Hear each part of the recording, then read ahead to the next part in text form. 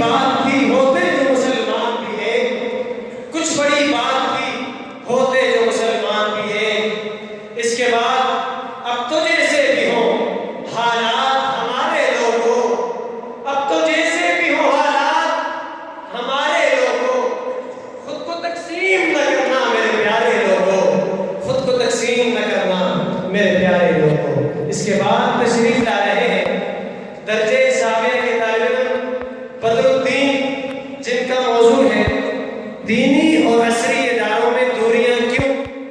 اس عنوان پر آپ حضرات سے مخاطب ہونے کے لیے تشریف لا رہے ہیں درجے ثانویہ کے طالب علم بدر الدین۔ میں ان سے ملتمس ہوں کہ وہ تشریف لائیں اور آپ حضرات سے مخاطب ہوں۔ بدر الدین درجے ثانویہ۔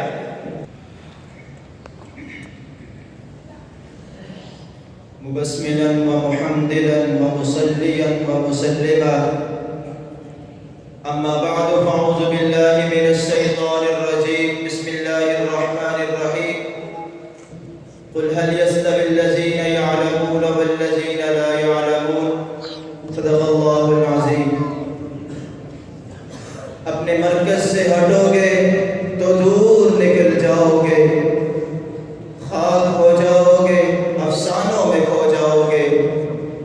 اپنی مٹی پہ چلنے کا سلیقہ سیکھو، سنگ مرمر پہ چلو گے تو پھسل جاؤ گے، سنگ مرمر پہ چلو گے تو پھسل جاؤ گے۔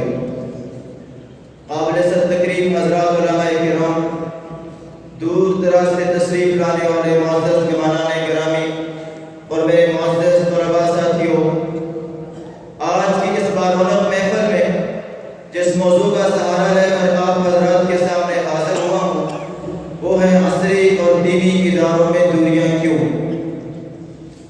سامعین محترم، اس موضوع کی حقیقت کو سمجھنے کے لیے ہمیں کچھ وقت ماضی کی جانب لوٹنا ہوگا۔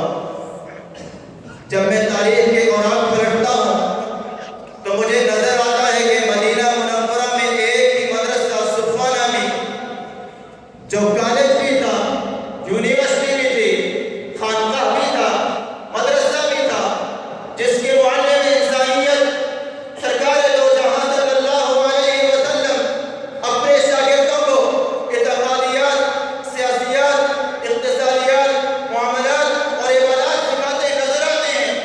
پھر یہی مدرسہ جب برے صغیر پاک و ہند کی سرزمین پر منتقل ہوتا ہے تو آپ تاریخ اٹھا کر دیکھ لیجئے، قطب الدین ایبک کے دور سے لے کر اورنگزیب عالمگیر کے دور تک اور وہاں سے بہادر شاہ ظفر کے دور تک اسی ایک مدرسے کی شاخیں قائم ہوتی رہی۔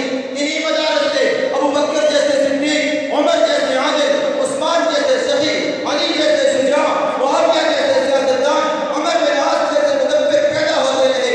انہی مدارس سے حکیم راضی پیدا ہوئے جنہوں نے سب سے پہلے جسم کو چیرنے اور سینے کا نظریہ دیا۔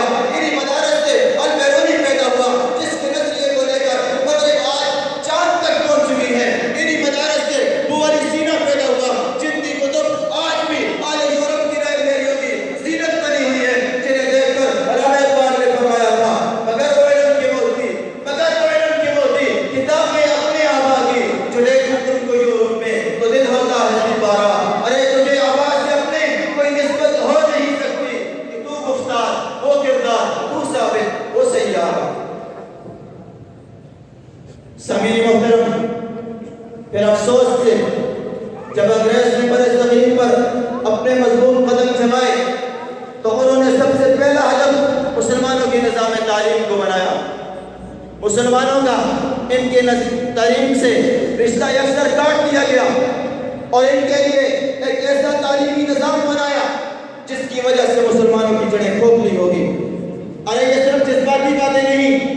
1932 میں لارڈ میکالے نے اس نظام تعلیم کو پیش کرنے کے بعد فرمایا تھا کہ ہم نے مسلمانوں کے لیے ایک ایسا نظام تعلیم بنایا ہے کہ جس کے پڑھنے کی وجہ سے ان کی آنے والی نسل مذہب کے اعتبار سے تو مسلمان ہوگی پر رنگ اور نسل کے اعتبار سے انگریز ہوگی۔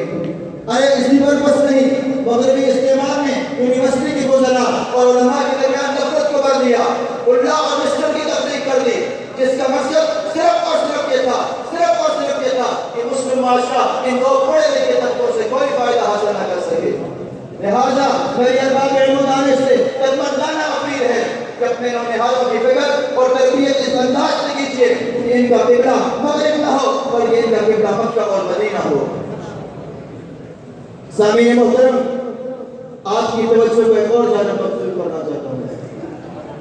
آج یہ آواز اٹھائی جا رہی ہے کہ ان مدارس نے کوئی ایک ڈاکٹر، ایک انجینئر، ایک سائنسدان ایسا پیدا نہیں کیا جو معاشرے کے ساتھ اس کے معاشی نظام کا حصہ بن سکے۔ یہ آواز ان لوگوں کی ہے جن کے دل میں دین کا درد ہے اور دین کی سمجھ نہیں۔